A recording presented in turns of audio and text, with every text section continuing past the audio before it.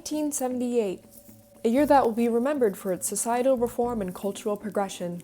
Israel and Egypt signed the Camp David Accords, ending over 30 years of conflict between the two nations. NASA hires their first team of female astronauts. The World Health Organization's efforts to eradicate smallpox proved to be successful.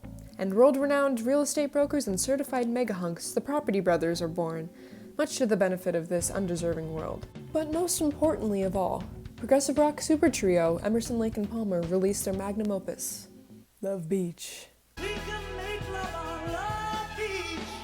For just a little background on Love Beach, this was like in the height of the disco era, so ELP were really trying to hop on that Bee Gees and John Travolta train, and the result of that was perhaps the steamiest record in all of prog rock history. Love Beach is often remembered for that zesty album cover, where Keith Emerson's junk is just out in the wild open, Greg Lake looks as if he's ready for ladies' night at the local country bar, and Carl Palmer just looks hot. Like, I'm sorry. I'm not going to apologize for it, actually. He looks great. Those offensively high-waisted pants and that small Farrah Fawcett hair just really butter my toast. If you enjoyed that metaphor I just made, you better buckle in, buddy, because we're about to talk about a lot more of them. He's never looked better in his life. And that's the best thing about this album. Can we also talk about how ungodly tan they made these three men on this album art? These are not naturally bronzed gentlemen. They really had to throw these three pale-ass men into a 350-degree oven until they were about the color of a cooked yam. Lots of people know that Love Beach was a contractual obligation, and they did it to avoid tax fraud or something. I don't know the story, I wasn't there. Love Beach is often the butt of many jokes in the prog community, and gets properly shat on by about every prog meme account I've ever seen. In my personal opinion though, it's not as terrible as everyone says. Yes, the cover art is that. There are some bangers on there. There's some bangers on there, you know. We got The Gambler, which is a fun little tune about a gambler. And Canario's just like every other ELP song, which is just classical music with a little Keith Emerson twist on it. A little, oh my god! With a little fun little organ.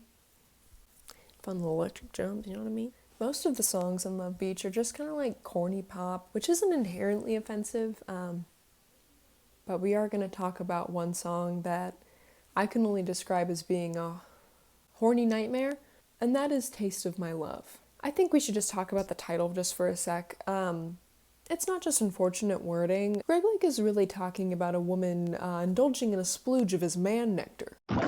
Nothing about the song instrumentally is that offensive. It's just kind of basic. It does have that little moog, or moog. I don't know. I'm stupid. I don't know how to pronounce it. But the one where it goes that's the only thing that indicates that this is an Emerson, Lake and Palmer song. Now it's time for the real meat of this video. The lyrical breakdown. This is the horniest goddamn song I've ever listened to in my entire life. Even though it tries to use figurative languages to make little cute metaphors into steamy things, it's the least subtle thing that's ever existed. Which is strange because ELP is known for their extreme subtlety. If we're just talking about this first little chunk of lyrics, it's not awful yet. Obviously it's alluding to some sexy times, and does provide a little foreshadowing into how this woman is going to satisfy her hunger. And then it just immediately goes downhill into bad fan fiction writing. The weirdest part of this set of lyrics isn't all the sexy stuff.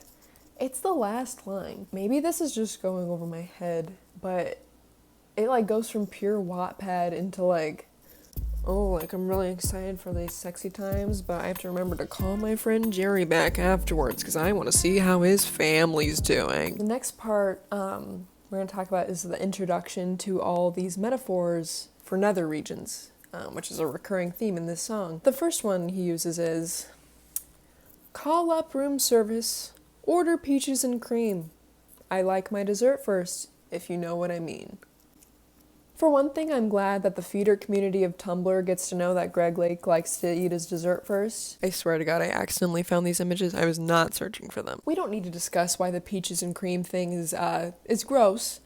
Use your own imagination, and if you're too young to get it, please click out of this video before the rest of the song taints your innocence, because it definitely will do that like it did mine. I just want to briefly touch on what might be one of my favorite parts of this song, which is just... Yeah, taste it, taste it, taste it.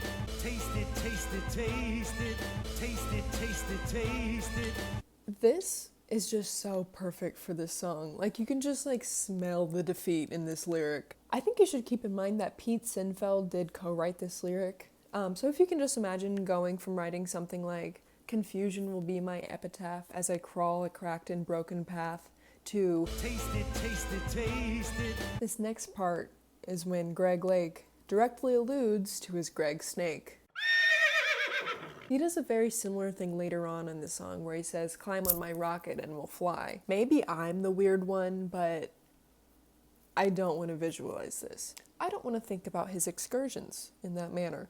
I respect him as a musician. I think he was a very nice man, and I don't want to think about his tallywhacker. It's just so not subtle that it's mind-boggling. This song just cracks me the hell up. I love it so much. It's just, it tries to be like, very like coy, but climb on my rocket and we'll fly. Greg, honey. I don't know. I've never written a steamy piece of music, but I would try to make it a little more subtle than climb on my rocket and we'll fly. As you can probably tell, I've avoided putting long snippets of this song into the video, mostly because I don't want Greg Lake's ghost to sue my asshole. But for this next part, I think for the full effect, I'm just gonna have to play the whole line. Go down gently with your face to the east.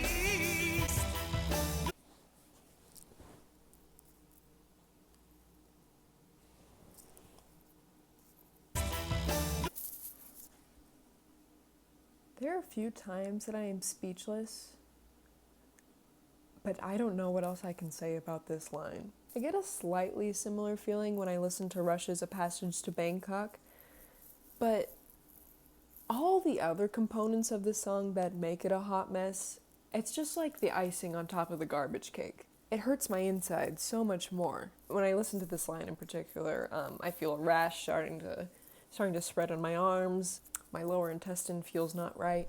I can feel the cysts in my kidneys starting to flare up. Now, don't get me wrong. I love this song. The adoration I have for this song is unmoving, is strong.